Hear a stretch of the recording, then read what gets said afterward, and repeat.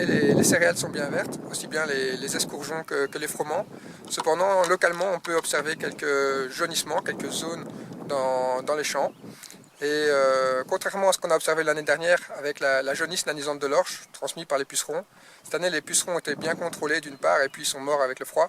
Et ce n'est pas le même virus, c'est le virus ici de la mosaïque jaune de l'orge. Ce virus, lui, n'est pas transmis par les pucerons mais par un micro-organisme du sol.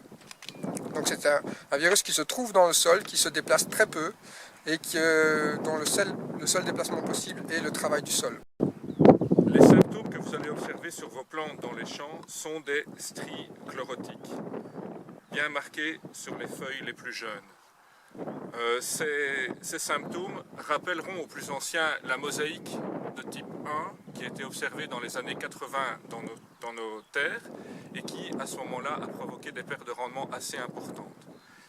Dans ce cas-ci, la mosaïque de type 2 provoque des chutes de rendement relativement faibles, limitées à environ 10%. Et sur l'ensemble de la terre, comme les taches ne couvrent pas toute la terre, le rendement devrait quand même être correct.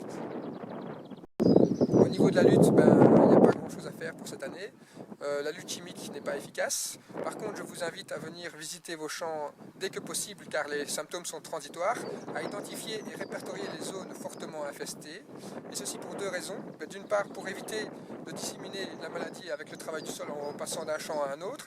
Et d'autre part, si vous avez bien identifié les zones et mesuré un peu l'importance de l'infestation, vous serez en mesure, lors de la prochaine culture d'escourgeons, d'utiliser des variétés résistantes. Il en existe désormais 2-3 à disposition des agriculteurs.